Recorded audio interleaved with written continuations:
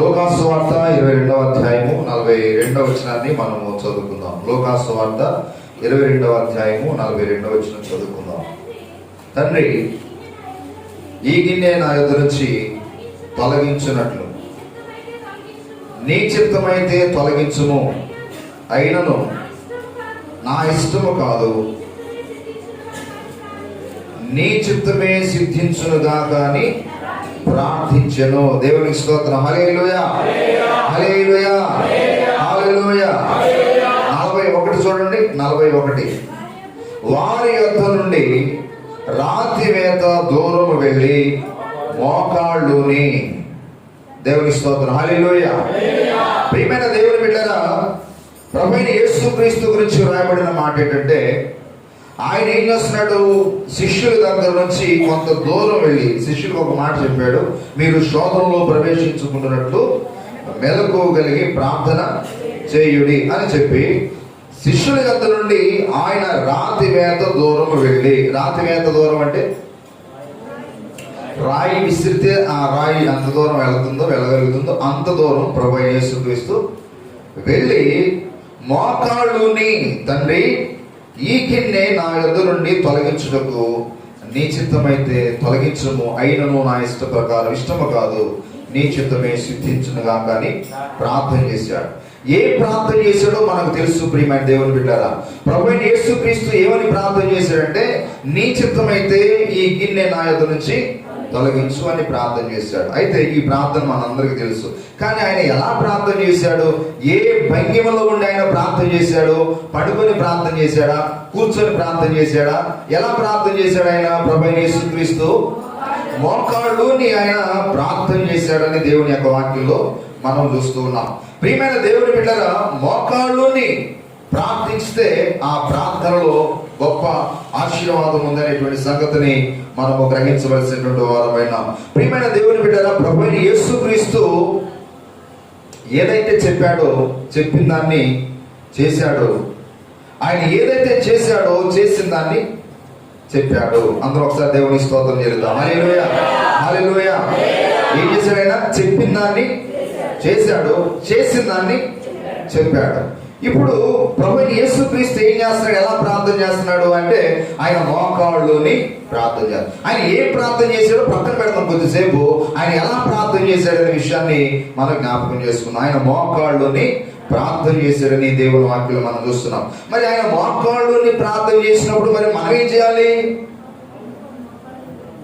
ఒక ఆమె గురించి నేను ఎప్పుడో చెప్పాను మీకు, ప్రభా నా సంగతి నీకు తెలుసు కానీ ఆయన నేను పడుకునే ప్రార్థన చేస్తాను ప్రభా, ఏమీ అనుకోవద్దు నాయన, మోకరించలేను నాయన అని పడుకొని ప్రార్థన చేస్తుంది ఒక ఆంటీ గారు, చెప్పేసి చాలా కాలం క్రితం. మళ్ళీ పనికి లేస్తుంది, వంట చేయడానికి లేస్తుంది, బట్టలు దుక్కోవడానికి లేస్తుంది, అన్ని పనులు లేచే చేస్తుంది. కానీ ప్రార్థన చేసే సమయంలో మాత్రం ఆమె చేస్తున్న ప్రార్థన ఏంటి? పడుకొని, అంటే మోకరించడానికి మోకాళ్ళు వేయనివాడు ఎవడో, సాతానుడు వేయనివాడు. ఎందుకంటే వాడికి భయం. మోకాళ్ళుని ప్రార్థన చేసేవారంటే ఎవరికి భయం? సాతానికి భయం. దేవుని స్తోత్రం, హల్లెలూయా హల్లెలూయా. సాతాను భయపడాలి అంటే ఇప్పుడు దేవుని బిడ్డలారా ఏం చేయాలి అంటే మనం మోకాళ్ళుని ప్రార్థన చేయాలి. చాలా సంఘాల్లో నేను అక్కడక్కడ చూస్తూ ఉంటే చాలా మంది ప్రార్థన చేసుకుందాం అన్నప్పుడు వృద్ధులు కూడా మోకాళ్ళుని నిలువు మోకాళ్ళు వేసి ప్రార్థన చేసేవాళ్ళు ఉన్నారు. మరి మీరు అనొచ్చు వాళ్ళ మోకాళ్ళు ఆరోగ్యకరమైన మోకాళ్ళేమో అని. దేవుని స్తోత్రం, హల్లెలూయా హల్లెలూయా. మోకాళ్ళ మీద కురుపులు ఉంటే మనం మోకాళ్ళు వేయలేము. మోకాళ్ళ మీద ఏమన్నా గాయాలు ఉంటే వేయలేం. మోకాళ్ళ మీద సెగ్గట్లు ఉంటే వేయలేం. వేస్తావా? వేయలేం. మోకాళ్ళు వేయలేం. దేవుని స్తోత్రం, హల్లెలూయా హల్లెలూయా. అలాంటి పరిస్థితుల్లో వేయకపోవచ్చు, కానీ మనం ఆరోగ్యకరంగా ఉన్నప్పుడు ఇప్పుడు దేవుని బిడ్డారా మనం తప్పనిసరిగా నీ వ్యక్తిగత ప్రాంతంలోనైనా మందిరంలోనైనా మోకాళ్ళని మనం ఏం చేయాలి? ప్రార్థన చేయాలి. దేవుని స్తోత్రం, హల్లెలూయా. కొంతమంది భక్తులను మనం జ్ఞాపకం చేసుకున్నప్పుడు దేవుని బిడ్డారా మోకాళ్ళ ప్రార్థన ఎంతో శక్తివంతమైనది అనే విషయాన్ని మనము గ్రహించాలి. మోకాళ్ళ ప్రార్థన శక్తివంతమైనది. పడుకొని చేసే ప్రార్థన అంత శక్తివంతమైనది కాదు. ప్రార్థనలో కూడా రకాలు ఉన్నాయి. విశ్వాసంలో రకాలు ఉన్నట్టుగానే ప్రార్థనలో కూడా రకాలు ఉన్నాయి. అల్ప విశ్వాసం, గొప్ప విశ్వాసం అని ఉన్నాయి కదా. అలాగే దేవుని బిడ్డలారా ప్రార్థనలో కూడా మామూలుగా చేసే ప్రార్థన, ఉపవాసం ఉండి చేసే ప్రార్థన, మోకాళ్ళూరి చేసే ప్రార్థన, ఈ విధంగా ఈ ప్రార్థనలో కూడా రకాలు ఉన్నాయి. అన్ని ప్రార్థనలు ఒకటైతే మనం ఎవరు ఉపవాసం ఉండాల్సిన పని లేదు. చెప్పండి, ఉపవాసం ఉండాల్సిన పని ఉందా? మనం అన్ని ప్రార్థనలు ఒకటే అయితే. నార్మల్గా చేసే ప్రార్థన, ఉపవాసం ప్రార్థన, మోకాళ్ళ ప్రార్థన, కన్నీటి ప్రార్థన అన్నీ ఒకటే అయితే కన్నీటి ప్రార్థన అవసరంలా, మోకాళ్ళ ప్రార్థన అవసరంలా, గొలుసు ప్రార్థన అవసరంలా, ఇంకా ఏకాంత ప్రార్థన అవసరంలా. మామూలుగా ప్రార్థన చేసేయచ్చు, ప్రభానికి స్తోత్రం నాయన పొందనాలు అని మామూలుగా చేసేయచ్చు. కానీ అది ఇది ఒకటే కాదు. దేవుని స్తోత్రం, హల్లెలూయా. అయితే ఇప్పుడు దేవుని బిడ్డలారా మోకాళ్ళుని ప్రార్థించిన భక్తులు మనం జ్ఞాపకం చేసుకుందాం. దానియేలు గ్రంథము 6వ అధ్యాయం 10వ వచనంలో మనం చూసినట్లయితే అక్కడ మనకి భక్తుడు కనిపిస్తున్నాడు. దానియేలు భక్తుడు రాజు సంతకము దానియేలు తెలుసుకొనినను అతడు తన ఇంటికి వెళ్ళి యథాప్రకారముగా అనుదినము ముమ్మారు మోకాళ్ళుని తన ఇంటి పైగది కిటికీలు యెరూషలేము తట్టునకు తెరవబడి ఉన్నట దేవునికి స్తోత్రం, హల్లెలూయా హల్లెలూయా. ప్రియమైన దేవుని బిడ్డలారా దానియేలు ఏ పరిస్థితుల్లో ప్రార్థన చేశాడో మనకు తెలుసు. ఏ పరిస్థితుల్లో ప్రార్థన చేశాడు దానియేలు? ఇట్టి శాసనము సంతకము చేయబడినని దానియేలు తెలుసుకునిను. ఎట్టి శాసనం? ఆ శాసనం దేవుని బిడ్డలు ఇక్కడ గమనించండి. దానియేలు యొక్క భక్తి జీవితం మీద ఒక శోధన ఆయనకి. 30 దినముల వరకు ఏ దేవునికి ఎవరు కూడా మొరపెట్టకూడదు, ప్రార్థన చేయకూడదు. కేవలం రాజుగారికి మాత్రమే అవసరాలు చెప్పుకోవాలి అన్న ఆ పరిస్థితుల్లో దానియేలు ఏం చేశాడంటే, నేను నా దేవునికే ప్రార్థన చేస్తా కానీ నేను ఏ రాజుకి నేను మనవి చేసుకోను. ఏ శాసనం అయితే ఉన్నాయి, ఏ శాసనం ఉన్నా ఐ డోంట్ కేర్ అన్నట్టు, నేను దాన్ని లెక్క చేయను, నాకు సంబంధం లేదు, నేను మాత్రం నా దేవునికే ప్రార్థన చేస్తా. అయితే శాస్త్రం ఏంటి? శాస్త్రం ఏంటి? ఎవరైనా ఒకవేళ రాజుగారికి చెప్పకుండా, ఏ అవసరతున్నా రాజుగారికి తెలియచేయకుండా ఎవరైనా ఏ దేవునికైనా ప్రార్థన చేస్తే అలా దేవునికి ప్రార్థన చేసినటువంటి వారిని తీసుకుని వెళ్ళి సింహాల గుహలో పడవేయబడుదురు అని జీవో పాస్ అయిపోయింది. ఆర్డర్ పాస్ అయింది. ఆ ఆర్డర్ పాస్ అయిందని దానియేలుకు తెలుసా తెలీదా? తెలుసు. తెలియక ప్రార్థన చేశాడు అని అనుకోవడానికి వీల్లేదు. తెలిసే ప్రార్థన చేశాడు. తెలిసే పడుకొని ప్రార్థన చేయాల. పడుకుంటే అమ్మ పడుకున్నాడులే దానియేలు అని అనుకుంటారు కాబట్టి పడుకొని ప్రార్థన చేయాల. ఒకవేళ మోకాళ్ళు వేస్తే ప్రార్థన చేయకపోయినా ప్రార్థన చేసినట్టే అనుకుంటారు జనాలు. లేదా కూర్చొని ప్రార్థన చేయాల అంటే తప్పించుకోవడానికి. అంటే దానియేలుని కనిపెట్టి వాళ్ళు ఏం చేస్తారు? కిటికీల్లో నుంచి అటు నుంచి ఇటు దొంగచాటుగా చూస్తారు దానియేలు ఏం చేస్తున్నాడా అని. పడుకొని ప్రార్థన చేయొచ్చు, కూర్చొని ప్రార్థన చేయొచ్చు, చూసిన వారికి డౌట్ రాకుండా. కానీ దానియేలు అలాగ ప్రార్థన చేయాల. ఏం చేశాడు? ఎలా ప్రార్థన చేశాడు?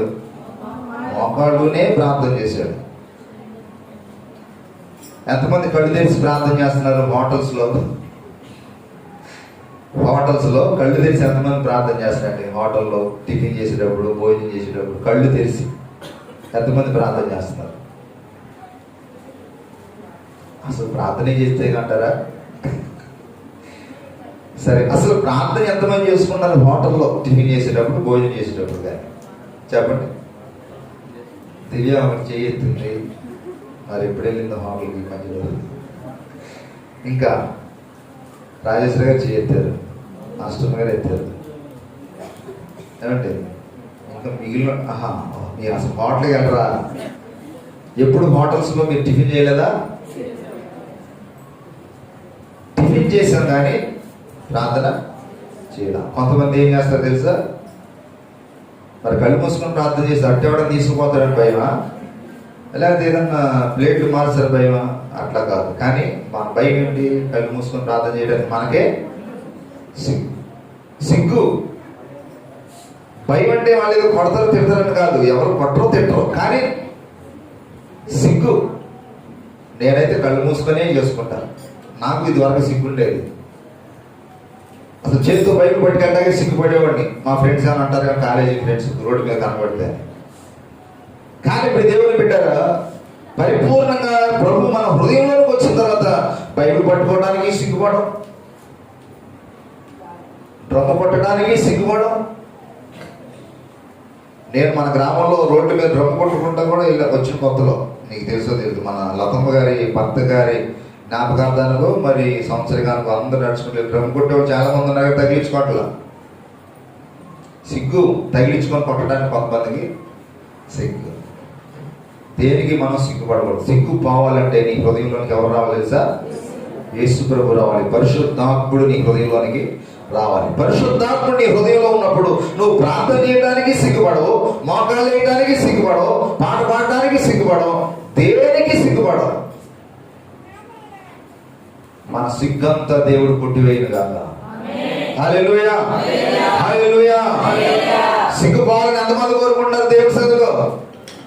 చేతులెత్తి దేవుని స్తోత్రం చెల్లిద్దాం. హల్లెలూయా. చాలా మంది ఉంటుంది. బైబిల్ చదవడానికి సిగ్గు, పాట పాడడానికి సిగ్గు, దేవుని స్తుతించడానికి సిగ్గు, పరిచయం చేయడానికి సిగ్గు.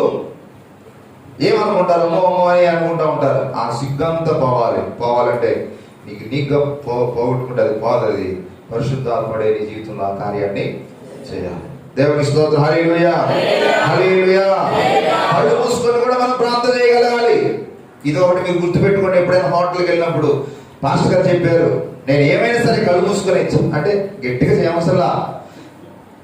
చేయమసల్లా హోటల్లో ప్లేట్లో ముందు పెట్టుకొని ప్రభువా నీకు స్తోత్రం తండ్రి, ప్రభువా ఈ ఆహారాన్ని దీవించండి, రైట్ ఎవరు నువ్వు అంటారు. వెలుగా చేసుకో, హృదయంలో చేసుకో అని అంటారు పక్క నుంచి. ఆ డిస్టర్బెన్స్ లేకుండా మనం ఏం చేయాలి? మన ప్రార్థన మనం చేసుకోవాలి. నిజంగా హోటల్లో ఇంటి దగ్గరే కాదండి భోజనానికి ప్రార్థన చేసేది, హోటల్లో కూడా మనం చేయాలి, ప్రార్థన చేయాలి. సరే, ఇప్పుడు హోటల్లో ప్రార్థన చేసుకుని తినండి అని చెప్పి మెసేజ్ కాదు, కానీ మనం అక్కడ మోకాళ్ళు ఏమన్నవాళ్ళు. దేవుని స్తోత్రం. హల్లెలూయా. హోటల్స్లో అక్కడ కాదు, సమయ సందర్భాన్ని బట్టి మనం ఏం చేయాలి? ప్రార్థన చేయాలి. ఏమనంటే మేము హోటల్లోనైనా మోకాళ్ళు వేస్తాం, మీరు చెప్పారు అంటారా? ఏమనండి మోకాళ్ళు, కానీ ఇక్కడ ఏంటి? ఎక్కడ? హోటల్స్లో వద్దు, ఇక్కడ ఏంటి? దేవుని సన్నిధిలో. లేకపోతే మీ గృహాల దగ్గర మీరు వ్యక్తిగతంగా ప్రార్థన చేసుకునేటప్పుడు అక్కడ కూడా మోకరించి ప్రార్థన చేయండి. గులకరాళ్ళు వేసుకోవసంలా మోకాళ్ళ కింద ఏమండి, లేకపోతే ఇంకేమి పెట్టుకోవసంలా. మీరు ఉన్న చోటున మీరున్నట్టుగా మోకాళ్ళని ప్రార్థన చేస్తే దేవుడు గొప్ప కార్యాన్ని చేస్తాడు. దేవుని స్తోత్రం చేయలేదు. హల్లెలూయా. చూడండి దేవుని బిడ్డలారా, దానియేలు ఏ భయం లేకుండా సింహాల గుహలో పడతాడని తెలుసు కూడా ఆయన మోకాళ్ళుని బహిరంగంగానే అందరూ చూసినా పర్వాలేదులే అన్నట్టుగానే దానియేలు ప్రార్థన చేశాడు. ఏం జరిగింది? అద్భుతం ఏం జరిగింది? దానియేలు చేసిన ప్రార్థన ద్వారా, దేవుని బిడ్డలారా, ధైర్యంగా ప్రార్థించడం ద్వారా సింహాల గుహలోనికి వెళ్లకుండా దేవుడు కాపాడా? కాపాడలా. మరి ఏం చేశాడు? సింహాల గుహలో వెళ్ళాడు. ఇప్పుడు సింహాల గుహలో వెళ్లకుండా కాపాడబడటం గొప్ప కార్యమా? సింహాల గుహలోనికి వెళ్ళిన తర్వాత కూడా సింహాల నోటికి ఆహారంగా మారకుండా తప్పించడం గొప్ప కార్యమా? ఏది గొప్ప కార్యం చెప్పండి? మీ దృష్టిలో ఏది గొప్ప? సింహాల గుహలోనికి వెళ్ళకపోవటం గొప్ప కార్యమా? వెళ్ళినా సింహాలకు ఆహారంగా మారకపోవడం గొప్ప కార్యమా? ఏది గొప్ప మీ దృష్టిలో? అది. కాబట్టి కొన్ని శ్రమలోనికి మనం ఎక్కడైనా సరే మనం భయపడాల్సిన పని లేదు. ఎంత శ్రమల లోతుల్లో వెళ్తామో అంత గొప్ప కార్యాన్ని దేవుడు మన జీవితంలో చేస్తాడు. కాబట్టి ప్రియమైన దేవుని బిడ్డలారా, దానియేలు సింహాల గుహలోనికి వెళ్ళాడు. అయినప్పటికీ సింహాలు దానియేలుకు ఏ హాని చేయకుండా దేవుడు దానియేలుని కాపాడాడు. మోకాళ్ళ ప్రార్థన ఎక్కడికి వ్యర్థం కాదు. మోకాళ్ళ ప్రార్థన వ్యర్థం అవుతుందంటే అవ్వదు. కాబట్టి జ్ఞాపకం చేసుకున్న ప్రతి దేవుని బిడ్డలారా, సింహాల నోళ్ళు మూయబడాలంటే మోకాళ్ళ ప్రార్థన అవసరం. నీ చుట్టూ ఉన్నటువంటి సింహాల లాంటి మనుషులు ఉంటారు కొంతమంది. దేవుని బిడ్డ సింహాల్లాగా పెద్ద పెద్ద నోర్లు కలిగి, సింహాల లాంటి పంజాలు కలిగి, సింహాల లాంటి కోరలు కలిగి నీకు హాని చేసే మనుషులు నీ చుట్టూ కూడా ఉంటారు. అటువంటి వారి నోర్లను కూడా దేవుడు ఏం చేస్తాడు? మూసేస్తాడు. నీ చుట్టూ ఉన్నటువంటి సింహాల లాంటి మనుషుల యొక్క నోళ్ళు మూయబడాలంటే మోకాళ్ళు వంగాలి. మోకాళ్ళు వంగకుండా సింహాల నోళ్ళు మూయబడవు. హల్లెలూయా, హల్లెలూయా. సింహాల నోళ్ళు మూయబడాలంటే ప్రతి దేవుని బిడ్డలారా, ఏదో పై ప్రార్థన చేస్తే సింహాల నోళ్ళు మూయబడవు. సింహాల నోళ్ళు మూయబడాలంటే, సింహాల లాంటి మనుషుల యొక్క నోళ్ళు మూయబడాలంటే, గర్జించే సింహాల లాంటి మనుషులు నీ చుట్టూ ఉన్నటువంటి వారు నోళ్ళు మూతపడాలంటే మన మోకాళ్ళు వంగాలి. హల్లెలూయా, హల్లెలూయా. దేవుని యొక్క శక్తి, దేవుని సొంత మనం చేసే ప్రార్థన ఏ పరిస్థితులైనా కూడా ఏం చేస్తుంది? మార్చివేస్తుంది. ప్రియమైన దేవుని బిడ్డలారా, దానియేలు మోకాళ్ళు చేసిన ప్రార్థన దానియేలుని సింహాల నోటి నుండి రక్షించింది. దేవుని యొక్క వాక్యాలు మనం చూసినట్లయితే మార్కు సువార్త 1వ అధ్యాయం 40వ వచనం, ఆయన ఎదుట మోకాళ్ళుని నీకిష్టమైతే నన్ను శుద్ధిగా చేయగలవని ఆయనతో చెప్పి ఆయనను వేడుకొనగా ఆయన కనికరపడి చెయ్యి చాపి వానిని ముట్టి నాకిష్టమే నువ్వు శుద్ధుడు కమ్మని వానితో చెప్పిన. అందరూ ఒకసారి దేవుని స్తోత్రం చేయలేదు. హల్లెలూయా, హల్లెలూయా. ఒక కుష్ఠరోగి ప్రభువైన యేసుక్రీస్తు దగ్గరకు వచ్చి, ప్రభువా నీకు ఇష్టమైతే నన్ను శుద్ధిగా చేయగలవు అన్నాడు. నాకు ఇష్టం లేదు అన్నాడు ప్రభు. నాకిష్టమే నీవు శుద్ధుడు కమ్ము అన్నాడు. అందరూ ఒకసారి దేవుని స్తోత్రం చేయలేదు. హల్లెలూయా, హల్లెలూయా. ప్రియమైన దేవుని బిడ్డలారా, చూడండి, కుష్ఠరోగి ప్రభువైన యేసుక్రీస్తు దగ్గరికి వెళ్ళి మోకాళ్ళుని ప్రార్థన చేస్తున్నాడు. అడగడమే ప్రార్థన, దేవుడితో మాట్లాడటమే ప్రార్థన. ప్రార్థన అంటే గొప్ప గొప్ప పదాలు, మంచి మంచి పదాలు, మంచి మంచి గ్రాంధిక పదాలు ఉపయోగించేయాలనేది కాదు. ప్రార్థన అంటే నీకు వచ్చిన భాషలో, నీకు వచ్చిన మాటల్లో దేవుడితో మాట్లాడటమే ప్రార్థన. ప్రార్థన అంటే ఏంటి? ప్రభుతో మాట్లాడటమే ప్రార్థన. ప్రభువా, నాకు బలహీనత ఉంది నాయనా, నన్ను దయతో జ్ఞాపకం చేసుకో, నన్ను స్వస్థపరచు ప్రభువా. నాకు డబ్బులు లేవు నాయనా, ధనం లేదు ప్రభువా, అప్పులు ఎక్కువైనాయి తండ్రి, నైనా ఏ మనుషులు చెప్పినా ఎవరో తీర్చలేరు ప్రభువా అని మనం దేవునితో మాట్లాడటమే ప్రార్థన. మన అవసరాలన్నీ మనం ప్రభుకి చెప్పు, అదే ప్రార్థన అంటే. ఈ కుష్ఠరోగికి ఒక అవసరం ఉంది. ఏంటి అవసరత? స్వస్థత కావాలి, కుష్ఠరోగం నుంచి విడుదల పొందాలి. వచ్చాడు, వచ్చేయమంటాడంటే అసలు మనుషుల దగ్గరికి రాకూడదు కుష్ఠరోగులు. అయినా ధైర్యం చేసి ప్రభు దగ్గరికి వచ్చి అన్నాడు, అయ్యా నేను రాకూడదు, కానీ నీవేదో స్వస్థత ఇస్తావని నేను నీ దగ్గర నమ్మకంతో వచ్చా. నేను రావటం తప్పే, నేను రావటం తప్పే, అయినా నేను తప్పు చేశానని నువ్వు అనుకోకుండా నీకు ఇష్టమైతే ప్రభువా నన్ను ఒక్కసారి ముట్టు, నన్ను శుద్ధినిగా చెయ్యి ప్రభువా, నీకు ఇష్టమైతే అన్నాడు. నువ్వు అక్కడ అది చేసావంట, ఇది చేసావంట, ఏమంటే బాగోళ్ళకి నోరిచ్చావంట, నాకడే స్వస్థ అన్నాడా? అనలా. కొంతమంది ప్రార్థనలు అలాగే ఉంటాయి. వాళ్ళకి అది ఇచ్చావు, ఇది ఇచ్చావు, నాకు ఎందుకు ఇవ్వవు నాయన, నువ్వు ఇస్తావా ఇవ్వవా అంటారు. అలాంటి ప్రార్థన మనం చేయకూడదు. కానీ నీకు అవసరమైనది ఏదో నువ్వు అడగాలి. ఎవరికో ఏదో ఇచ్చాడు కాబట్టి అలాంటిదే నాకు కూడా కావాలి, నువ్వు ఇస్తే నేను ప్రార్థన చేస్తా, ఇవ్వకపోతే నేను మళ్ళీ లోపల కలిసిపోతానంటే దేవునికి నష్టమా? ఏమండి, నువ్వు లోపల కలిసిపోతే దేవునికి ఏమైనా నష్టమా? దేవునికి ఏ నష్టం లేదు. నువ్వు ప్రార్థన మానేస్తే నీకు నష్టం, దేవునికి నష్టమా? చెప్పండి. ప్రార్థన మానేస్తే మనకే నష్టం. భక్తి విడిచిపెట్టేస్తే నష్టం మనకే, పరిశుద్ధతను విడిచిపెట్టేస్తే నష్టం మనకే, పవిత్రతను విడిచిపెడితే నష్టం మనకే. కాబట్టి ఇప్పుడు దేవుని బిడ్డారా, డిమాండ్గా మనం ప్రభు దగ్గర అడగకూడదు. డిమాండ్గా అడగకూడదు. మనం అడిగే సందర్భాలు ఎప్పుడన్నా ఒక్కొక్కసారి ఉంటాయి. ప్రతిసారి ఇదే అలవాటు చేసుకోకూడదు. డిమాండ్గా మనం చేస్తుంది వినయంతో, విధేయతతో, డిమాండ్గా ప్రార్థన చేసి అంత భక్తులుగా చెప్పండి. అలాంటి వాళ్ళు ఉన్నారా? అంత పరిశుద్ధులు నేను, డిమాండ్గా నేను ఏదైనా అడగలను అన్నంత భక్తి పరిశుద్ధత ఉన్నవాళ్ళు ఉంటే చెప్పుని అడగవచ్చు అట్లా. కానీ దేవుని బిడ్డలు మనం వినయముతో, విధేయతతో ప్రభు సదులు ఏం చేయాలి? ప్రార్థన. ఈ కుష్ఠరోగి ప్రభు దగ్గరకు వెళ్ళి అంటున్నాడు, ప్రభువా నీకు ఇష్టమైతే నిలబడి అడగవచ్చు కదండి. ఎలా అడుగుతున్నాడు ఈయన? మోకాళ్ళుని మోకరించి వినయముతో, విధేయతతో, అయ్యా నేను నీ దగ్గర రావడం తప్పే, సమాజంలోకి రాకూడదు, మంచిగా ఆరోగ్యకరంగా ఉన్నటువంటి వ్యక్తులను సమీపించకూడదు, అయినా నేను నీ దగ్గరకు వచ్చా, నీకు ఇష్టమైతే నన్ను శుద్ధినిగా చేయను. మోకాళ్ళుని అడిగాడు. ప్రభు ఏమన్నాడు? నాకు ఇష్టమే, నువ్వు శుద్ధుడు కమ్ము అన్నాడు. అంతే. వెంటనే పరిశుద్ధ ఆ యొక్క స్వస్థత వచ్చేసింది. దేవుని స్తోత్రం. హల్లెలూయా, హల్లెలూయా.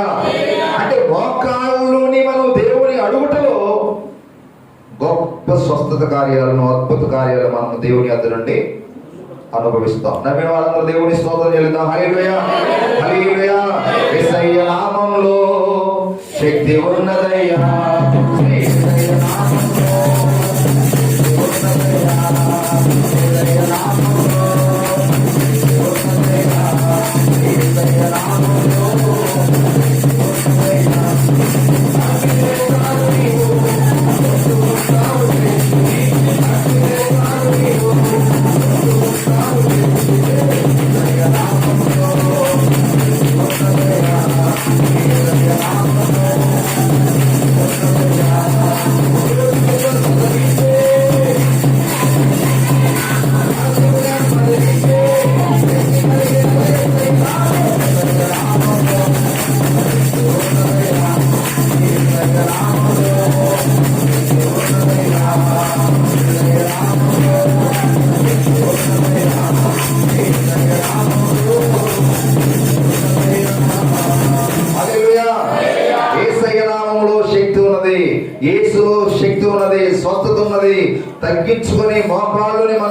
చేస్తే, ప్రభువా నాయన నేను దీనుడు తండ్రి, అయోగ్యుడు ప్రభువా నాయన, నీ యొక్క సన్నిధిలో నేను ప్రార్థించడానికి కూడా నేను యోగ్యుడు కాదు తండ్రి, అయినా నీవు నీ కృప చేత నన్ను నీ సన్నిధిలోనికి నీవు నన్ను నడిపించావు, నీ సన్నిధిలో కూర్చుండబెట్టావు. ప్రభువా నాకు ఎన్నో అవసరాలు ఉన్నాయి, బలహీనతలు ఉన్నాయి, ప్రభువా నీకు ఇష్టమైతే నన్ను జ్ఞాపకం చేసుకొని నాకు స్వస్థతనివ్వయ్యా అంటే తప్పనిసరిగా దేవుడు నీకు స్వస్థతను ఇస్తాడు. నాకు ఇష్టమే అంటాడా దేవుడు? నాకు ఇష్టం లేదంటాడా? ఏమండి, ఇష్టమే. మీ పిల్లలకి కడుపు నిండా భోజనం మీకు పెట్టడం మీకు ఇష్టమేనా? ఇష్టం లేదని ఎవరు చెప్పరే? ఎవరు చెప్పలేం. ఎందుకంటే మన పిల్లలకి కడుపు నిండా భోజనం పెట్టడానికి అవసరమైతే మనమైనా మానేస్తాం, కానీ పిల్లలకు మాత్రం కడుపు నిండా భోజనాన్ని పెడతాం. దేవుని స్తోత్రం. హల్లెలూయా, హల్లెలూయా. మన ప్రభువు కూడా ఇప్పుడు దేవుని బిడ్డరా, నువ్వు ఏదైనా అడిగితే ఆయన నీకు ఇష్టమే అంటాడు, కానీ ఇష్టమే అంటాడు, కానీ నాకు ఇష్టం లేదని చెప్పేవాడు కాదు. అయితే మనం ప్రభు సన్నిధిలో మోకాళ్ళుని మనం ప్రార్థించేవారు ఉండాలి. అది శరీర రోగమైనా, ఆత్మ సంబంధమైన రోగమైనా సరే, అది ఏ రోగమైనా నీ నుంచి విడుదల నీకు కలగాలంటే, నీ నుంచి అది పోవాలంటే, ఏ రోగమైనా, ఆత్మీయ రోగాలు కూడా ఉంటాయి, ఆత్మీయ రోగాలు ఉంటాయి.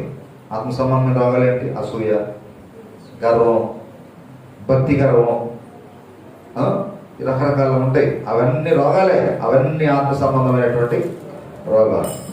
కాబట్టి ఏ రోగమైనా నీలో ఉందని నీకు అర్థమైనప్పుడు ఆ రోగాన్ని వదిలించుకోవడానికి నీకు మోకాళ్ళు, నీ ప్రభువా నేను ఇది వదిలించుకోలేకపోతున్నాను తండ్రి, నాయన నాలో ఉన్నటువంటి వ్యసనాన్ని నేను పోగొట్టుకోలేకపోతున్నాను ప్రభువా, నాలో ఉన్నటువంటి రోగం నన్ను సమాజంలోనికి వెళ్ళకుండా చేస్తుంది తండ్రి, సంఘంలో నేను ప్రభువా నీ సదులో నేను ఏమి చేయలేకపోతున్నాను ప్రభువా, ఈ రోగం నన్ను అణిచివేస్తా ఉంది, ఈ రోగం నుండి నాకు విడుదల ఇవ్వు ప్రభు అంటే దేవుడు ఎందుకోవడం? ఆయన ఇస్తాడు, తప్పనిసరిగా ఆయన ఇస్తాడు. ఆయన అన్ని వైద్యాలు చేయగలిగినటువంటి పరమ వైద్యుడు. హల్లెలూయా, హల్లెలూయా. ఆరోగ్యశ్రీలో కొన్ని రోగాలకే ఉందేమో అక్కడ అనుమతి, ఆరోగ్యశ్రీలో కొన్ని హాస్పిటల్స్ లో కొన్ని వైద్యాలే చేస్తారు, కానీ యేసయ్య దగ్గర అన్ని సర్వరోగాలకు పరమ వైద్యుడు ఆయన. ఆయన ఒక దాంట్లో స్పెషలిస్ట్ కాదు, ఏమండి, ఆయన ఒక దాంట్లో హార్ట్లో స్పెషలిస్ట్ కాదు, ఆయన కార్డియాలజిస్ట్ కాదు, అది ఒకటే కాదు, లేదా డెంటిస్ట్ కాదు, నీకు రకరకాలు ఉన్నాయి, ఏమండి, గైనకాలజిస్ట్ కాదు, అన్నీ ఆయనే. కాబట్టి ఆయన ఏదైనా చేయగలడు. కాబట్టి నీకు ఏ బలహీనత ఉన్నా, ఏ శరీర రోగమైన, ఆత్మ సంబంధమైన రోగమైన ఏదైనా పోవాలంటే మోకాళ్ళు నీ ప్రార్థన చేస్తే నీకు దేవుడు తప్పనిసరిగా విడుదలను ఇస్తాడు. అందరం ఒకసారి దేవుని స్తోత్రం చేద్దాం. హల్లెలూయా, హల్లెలూయా, హల్లెలూయా. తర్వాత మూడవదిగా చూద్దాం దేవుని బిడ్డలారా, చూడండి, కుష్ఠరోగికి స్వస్థతనిచ్చాడు దేవుడు మోకాళ్ళుని ప్రార్థించడం ద్వారా. తర్వాత మూడవది అపోస్తల కార్యము 9వ అధ్యాయం 40 వచనం మనం చదువుకుందాం. అపోస్తల కార్యం 9:40. పేతురు అందరినీ వెలుపలికి పంపి ఏం చేశాడంటే, మోకాళ్ళుని ప్రార్థన చేసి శవం వైపు తిరిగి, తబిత లెమ్మనగా ఆమె కన్నులు తెరిచి పేతురును చూచి లేచి కూర్చుండెను. అందరూ దేవుని స్తోత్రం చేద్దాం. హల్లెలూయా, హల్లెలూయా. తబిత లే అన్నాడు. ఎవరు? పేతురు గారు. ఏమైంది? లేచి కూర్చుంది. పారిపోయాడా పేతురు గారు? పారిపోయే పిరిగోడైతే పేతురు గారు లే తబిత లే లే లే, మరణం నుంచి లే, సజీవురాలుగా లేవాళ్ళు అని ప్రార్థన చేస్తాడా? పిరిగోడైతే, లేస్తే పారిపోయేవాడైతే ఆయన ప్రార్థన చేయడు. కానీ ఆయన ఏం చేశాడు? ప్రార్థన చేశాడు. తబిత లే అనగానే ఆమె ఏం చేసింది? లేచి కూర్చుందంట. దేవుని స్తోత్రం. హల్లెలూయా, హల్లెలూయా, హల్లెలూయా. ప్రియమైన దేవుని బిడ్డలారా, అందరూ ఉన్నారు అక్కడ, చాలా మంది ఉన్నారు. ఆమె ఒక మరొక పేరు ఉంది తబితకి. ఏంటి ఆ పేరు? ఏమండి? ఏంటి చెప్పండి అందరూ. డాక్టర్ అన్నట్టుంది. డాక్టర్ అన్న దోర్కనా? అది ఆమె పేరేంటి? దోర్కాన్ అర్థం ఏంటి? లేడీ అని ఉంది. తబిత అని. ఆమె మంచి వ్యక్తి, అనేక మందికి రకరకాల ధర్మ కార్యాలను సత్క్రియలను చేసినటువంటి వ్యక్తి.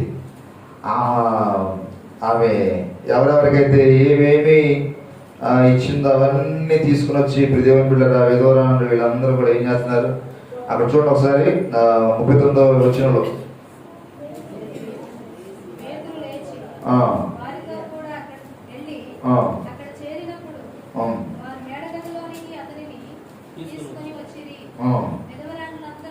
చూడండి, విధవరాండ్రందరూ వచ్చి ఏడ్చుచు దోర్క తమతో కూడా ఉన్నప్పుడు కుట్టిన అంగీలను వస్త్రములను చూపుచు అతని ఎదుట నిలిచింది. అయ్యా పేతురు గారు, ఇదిగో ఆమె బ్రతుకున్నప్పుడు ఇదిగో మాకు కుట్టించినటువంటి వస్త్రాలు ఇవిగోయ్యా, అంగీలు ఇవిగోయ్యా అని చెప్పి వాళ్ళు పేతురు గారి దగ్గర నిలబడ్డారట.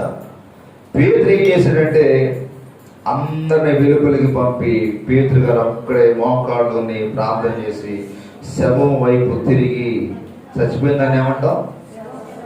శవం అంటాం. అందుకే భయం. అని శవం అనే పదానికే మనం భయపడిపోతాం. అదేనా? కానీ వీళ్ళు ఏం చేశారు చూడండి ఒకసారి.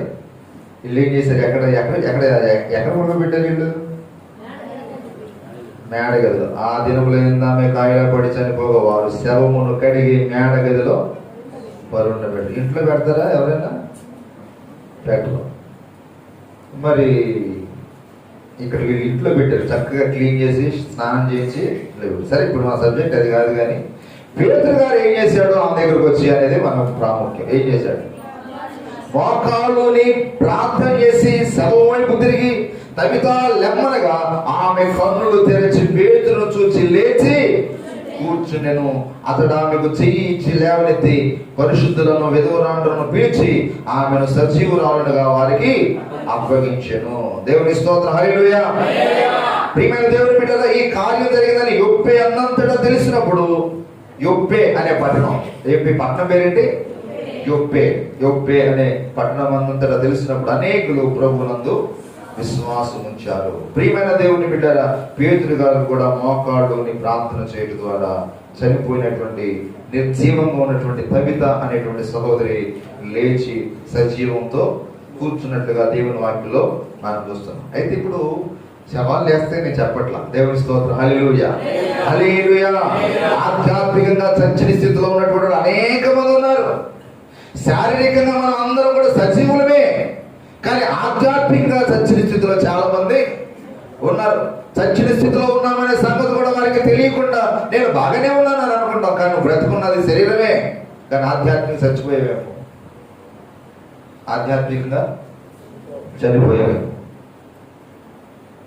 ఆత్మ సంబంధంగా మృతుడు అయినటువంటి నిన్ను బ్రతికించగలిగింది, లేదా నీ కుటుంబంలో ఎవరైనా ఆధ్యాత్మిక చచ్చిన స్థితిలో ఉన్నట్టుగా నీకు కనిపిస్తే వారిని ఆధ్యాత్మిక బ్రతికించగలిగినది కేవలం మోకాళ్ళ ప్రార్థన. హల్లెలూయా, హల్లెలూయా, హల్లెలూయా. నూతనమైన జీవం వస్తుంది దేవుని బిడ్డలా. కాబట్టి మనం జ్ఞాపకం చేసుకుందాం. ఎంతమంది దేవుని సోదరులు ఈ విధంగా ప్రార్థన చేస్తున్నాం నాకు తెలియదు, కానీ దేవుని బిడ్డలా మీరు గృహాల దగ్గర కూర్చున్నప్పుడు అవసరం మోకాళ్ళునే మీరు అనుకోవచ్చు. ఇప్పుడే కూర్చొని ప్రార్థన చేస్తే దేవుడు విన్నానంటే ఏమంటే వింటాడు, అలా కూడా వింటాడు, ఇలా కూడా వింటాడు. కానీ అన్నిటికీ ఏమంటే ఇప్పుడు హాస్పిటల్కి వెళ్తామండి, మన వెంటనే పని అయిపోవాలంటే ఏం చేయాలి? సపరేట్ ఫీజు ఉంటుంది, సపరేట్ ద్వారం ఉంటుంది, అవునా కదా? Extra fee. అందరితో పాటు లైన్లో వెళ్ళాలంటే అంత నార్మల్ ఫీజే ఉంటుంది, కానీ చాలా టైం తీసుకుంటుంది. కాబట్టి నార్మల్గా చేసే ప్రాంతాలకి కొంచెం లేట్గా జవాబులు వస్తాయి, కొంచెం మోకాళ్ళలోని చేసిన ప్రార్థన లేకపోతే ఉపవాస ప్రార్థనలకు కొన్ని జవాబులు స్పీడ్గా వస్తాయి. అది ఎమర్జెన్సీ అన్నమాట. దేవుని స్తోత్రం. హల్లెలూయా, హల్లెలూయా. కాబట్టి ప్రియమైన దేవుని బిడ్డలారా, ఈ మధ్యాహ్న కాల సమయంలో మనము మోకాళ్ళలోని ప్రార్థన చేసే అలవాటు మనకు లేకపోతే ఎవరైనా సరే ప్రతి ఒక్కరు కూడా మనం మోకాళ్ళలోని ప్రార్థన చేయాలి. మోకాళ్ళు లేకపోతే ఏం చేయాలి?